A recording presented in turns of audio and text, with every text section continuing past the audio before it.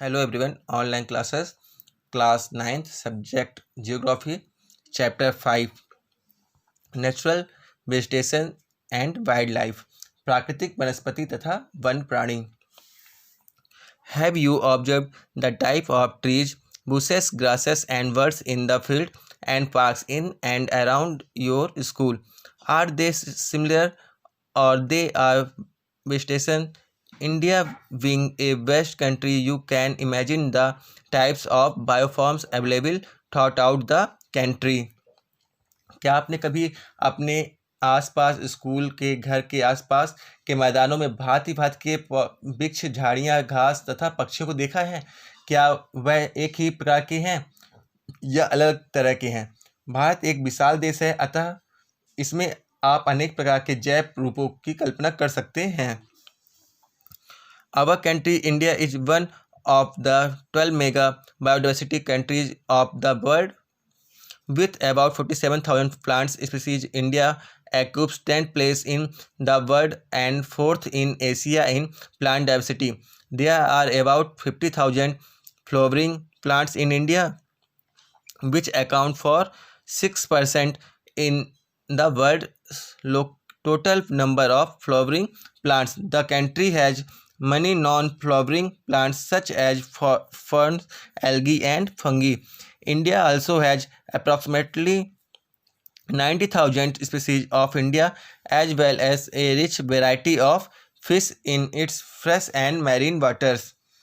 हमारा देश भारत विश्व के मुख्य 12 जैव विविधता वाले देश में से एक है. लगभग 47,000 विभिन्न जातियों के पौधे पाए जाने के कारण यह देश विश्व में 10वें स्थान पर और एशिया के देशों में चौथे स्थान पर है. भारत में लगभग 15,000 फूलों के पौधे हैं, जो कि विश्व में फूलों के पौधों का 6% है. इस देश में बहुत से बिना फूल के पौधे हैं, जैसे कि फर्न, शैवाल, एल्गी तथा फंजाई भी पाए जाते हैं. भारत में लगभग 90,000 जातियों के जानवर तथा विभिन्न प्रकार की मछलियाँ ताजे और समुद्री पानी में पाए जाते हैं. Natural vegetation refer to a plant community which has growth naturally without human aid and has been left undisturbed by humans for a long time. This too is termed as a virgin vegetation.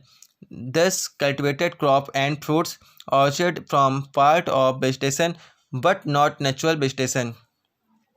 प्राकृतिक वनस्पति का अर्थ है कि वनस्पति का वह भाग जो कि मनुष्य की सहायता के बिना अपने आप पैदा होता है और लंबे समय तक उस पर मानवीय प्रभाव नहीं पड़ता है.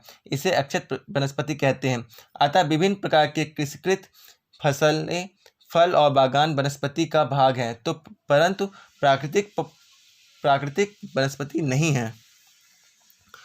The term flora is used to denote plants of a particular region or period. Similarly, the species of animals are referred to as fauna. This high diversity in flora and fauna kingdom is due to the following factors. वनस्पति जगत शब्द का अर्थ किसी विशेष क्षेत्र में किसी समय में पौधों की उत्पत्ति से है. इसी तरह प्राणी जगत जानवरों के विषय में बतलाता है. वनस्पति तथा वन्य प्राणियों में इतनी विविधता निम्नलिखित कारणों से है. रिलीफ, धरातल, लैंड, भूभाग. Land affected the natural vegetation directly and indirectly. Do you accept the same type of vegetation in mountainous, plateau and plain areas or in dry and wet region?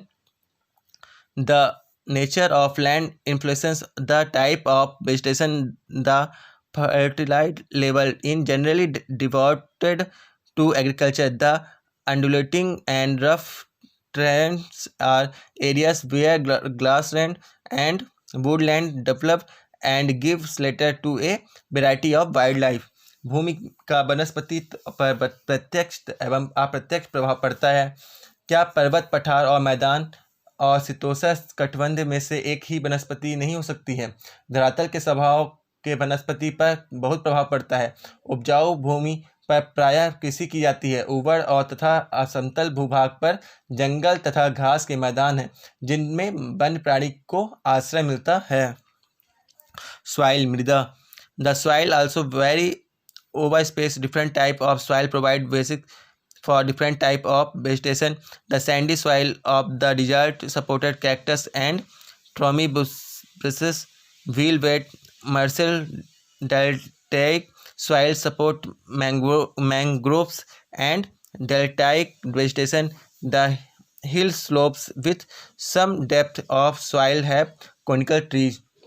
मृदा पृथ्वी विभिन्न स्थानों पर अलग प्रकार की मृदा पाई जाती हैं जो विविध प्रकार की वनस्पति का आधार है। मरुस्थल की बालुई मृदा में कटीली झाड़ियाँ तथा नदियों के डेल्टा क्षेत्र में पर्णपाती वन पाए जाते हैं।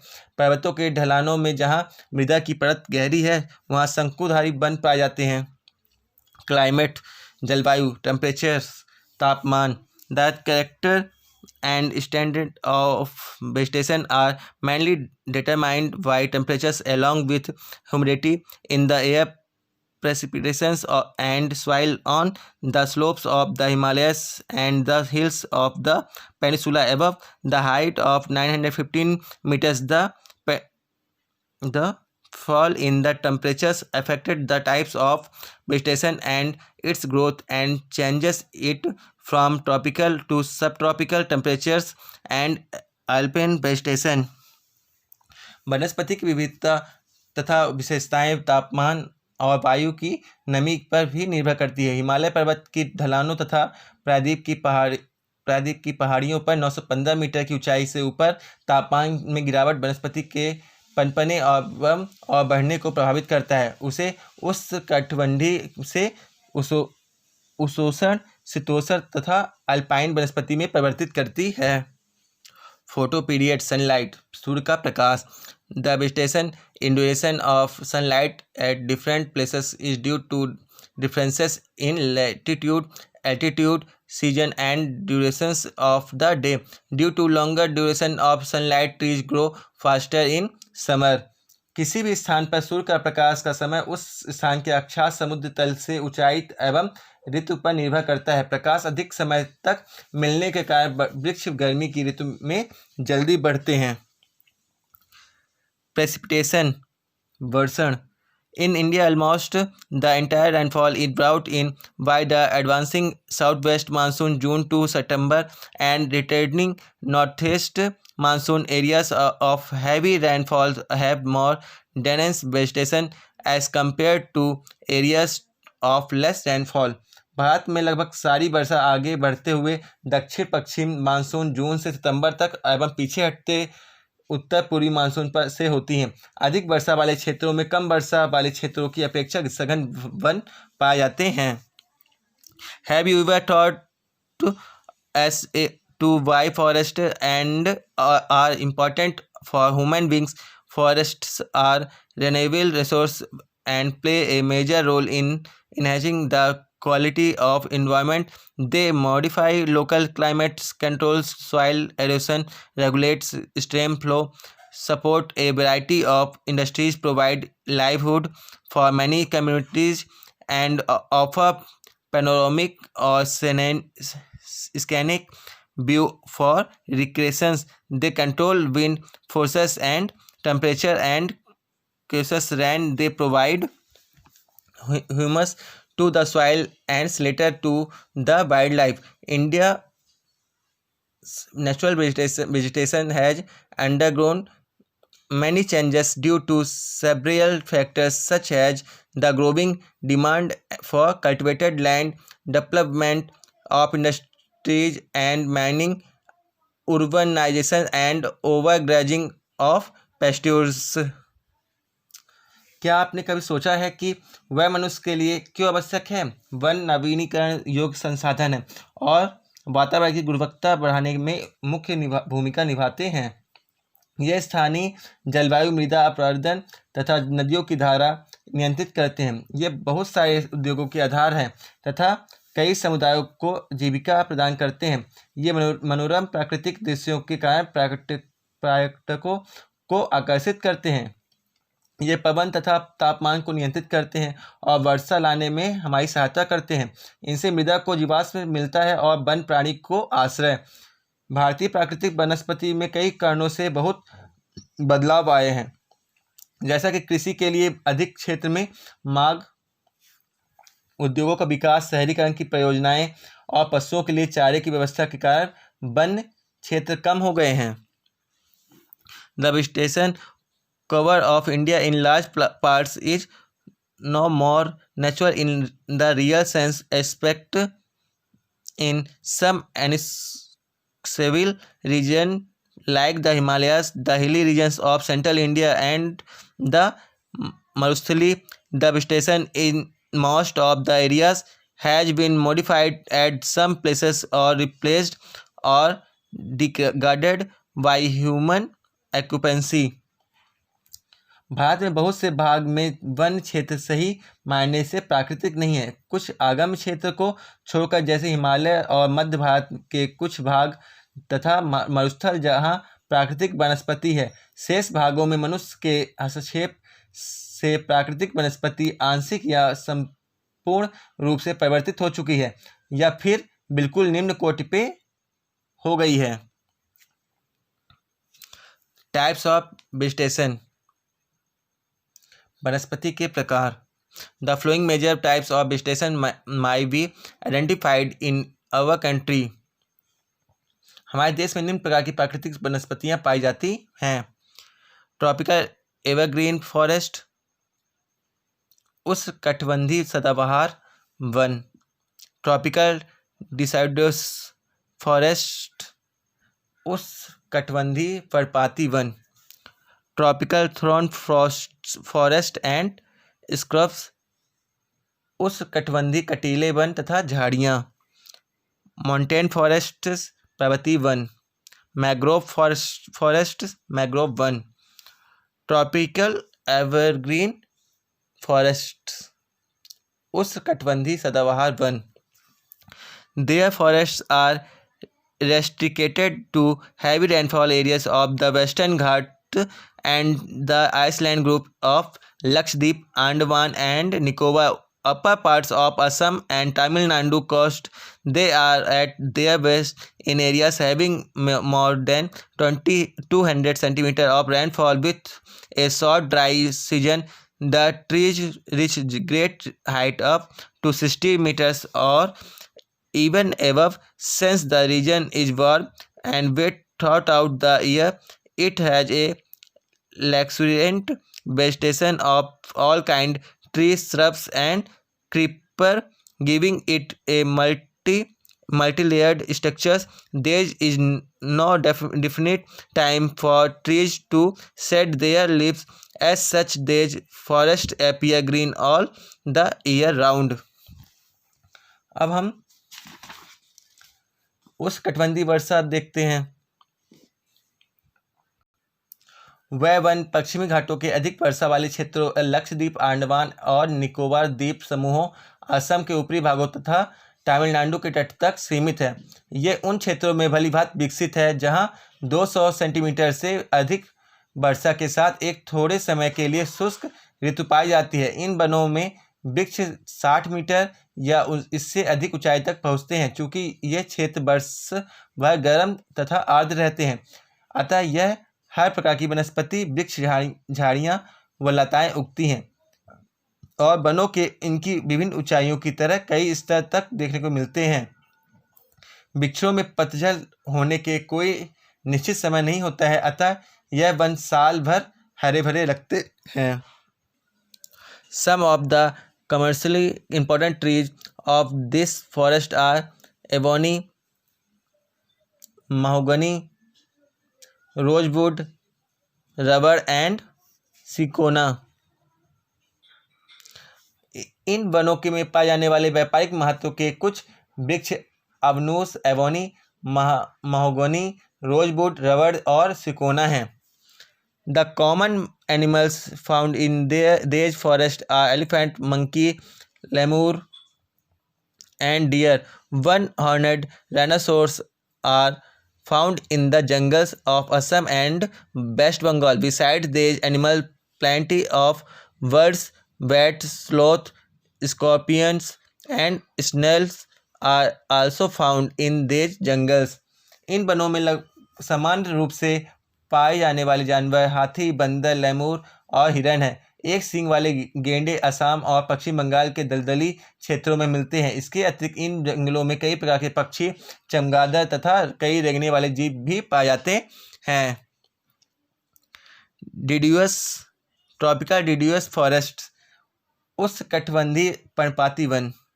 These are the most widespread forests of India. They are also called the monsoon forest and spread over the region, receiving rainfall between 200 centimeter and 70 centimeter. Trees of this forest type shed their leaves for about 6 to 8 weeks in dry summer. यह भारत में सबसे बड़े क्षेत्र में फैले हुए one हैं। इन्हें मानसूनी वन भी कहते हैं और ये उन क्षेत्रों में विस्तृत है जहाँ 70 सेंटीमीटर से 200 सेंटीमीटर तक के वर्षा होती है। इसी प्रकार के वनों में वृक्ष शुष्क ग्रीष्म ऋतु में 6 से 8 सप्ताह के लिए अपनी पत्तियां गिरा देते हैं। On the basis of the availability of water this forest are further divided into moist and dry deciduous. The former is found in areas receiving rainfall between 200 and 100 centimeter. These forests exist therefore mostly in the eastern part of the country. Northeastern states along the foothills of the Himalayas, Jharkhand, West Odisha and Chhattisgarh, and on the eastern slopes of the western Ghats is the most dominant species of this forest. Bamboo, sal, sesame, sandalwood, khair, kusum, arjun and mulberry are other commercially important species. ये भारत में सबसे बड़े क्षेत्र में फैले हुए one हैं जहाँ इन्हें मानसूनी वन भी कहते हैं और ये उन क्षेत्रों में विस्तृत है जहाँ 70 सेंटीमीटर से 200 सेंटीमीटर तक वर्षा होती है। इस प्रकार के वनों में एक वृक्ष शुष्क ग्रीष्म ऋतु में 6 से 8 वर्ष सप्ताह के लिए अपनी पत्तियां गिरा देते हैं। जल की उपलब्धि के आधार पर इन वनों की अर्ध तथा शुष्क पर्णपाती वनों में विभाजित किया जाता है। इनमें से अर्ध या नम पर्णपाती वन उन क्षेत्रों में पाए जाते हैं जहां 100 सेंटीमीटर से 200 सेंटीमीटर तक वर्षा होती है। अतः ऐसे वन देश में पूर्वी भागों, उत्तरी पूर्वी राज्यों, हिमालयों के गिरिपद प्रदेशों, झारखंड, पश्चिम उड़ीसा, छत्तीसगढ़ तथा पश्चिमी घाटों के पूर्वी ढालों में पाए जाते हैं। सागौन इन वनों की सबसे प्रमुख प्रजाति है। बांस, साल, शीशम, चंदन, रबर, कुसुम, अर्जुन और सहतूत के वृक्ष व्यापारिक महत्व वाली प्रजातियां हैं। The dry deciduous forests are found in areas having rainfall between 100 centimeter and 70 centimeter. These forests are found in the rainier parts of the peninsular plateau and the plains of Bihar and Uttar Pradesh. There are open stretches in which teak, sal, peepal and neem grow. A large part of this region has been cleared for cultivation and some parts are used for grazing. In these forests, the common animals found are lion, tiger, pig, deer and elephant. A hag variety of birds, lizards, snake and tortoise are also found here. शुष्क पर्णपाती one उन क्षेत्रों में पाए जाते हैं जहां वर्षा 70 centimetre से 100 सेंटीमीटर के बीच होती है। यह वन प्रायद्वीप पठार के में ऐसे वर्षा वाले क्षेत्र उत्तर प्रदेश तथा बिहार के मैदानों में पाए जाते हैं। विस्तृत क्षेत्रों में प्रायः सागौन, साल, पीपल और तथा नीम के वृक्ष उगते हैं। इन क्षेत्रों में बहुत बड़े भाग कृषि कार्य में प्रयोग हेतु साफ कर लिए गए हैं और कुछ भागों में पशुचरण भी होता है। इन जंगलों में पाए जाने वाले जानवर प्रायः सिंह, शेर, सुअर, हिरन और हाथी है। विविध प्रकार के पक्षी, छिपकली, सांप तथा कछुए भी पाए जाते हैं। The thorn forests and scrubs, कटीले वन तथा झाड़ियाँ। इन regions with less than 70 centimeter of rainfall, the natural vegetation consists of thorny trees and bushes. These types of vegetation found in the northwestern part of the country, including semi-arid areas of Gujarat, Rajasthan, Madhya Pradesh, Chhattisgarh, Uttar Pradesh and Haryana. Acacia palm, European Ephorus and cacti are the main plant species. The trees are scattered and have long roots penetrating deep into the soil in order to get moisture. The stems are succulent to conserve water, leaves and mostly thick and small to minimize evaporation. These forests give way to thorn forests and scrubs in arid areas. In these forests, the common animals are rats, mice, rabbits, fox, wolf, tiger, lion, wild as horses and camels. जिन क्षेत्रों में 70 centimetre से कम वर्षा होती है वहाँ प्राकृतिक वनस्पति में कटीले वन तथा झाड़ियाँ पाई जाती हैं। इस प्रकार की वनस्पति देश के उत्तरी पश्चिम भागों में पाई जाती हैं, जिनमें गुजरात, राजस्थान, छत्तीसगढ़, मध्य प्रदेश, उत्तर प्रदेश तथा हरियाणा के अर्ध शुष्क क्षेत्र सम्मिलित हैं। अकासिया, खजूर, पाम, यूफोरेबिया तथा नागफनी कैक्टाई यहाँ के मुख्य पादप प्रजातियाँ हैं। इन वनों में वृक्ष बिखरे हुए होते हैं।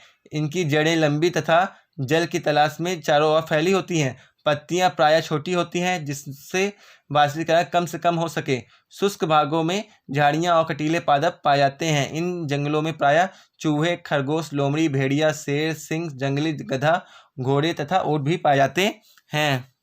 Thank you.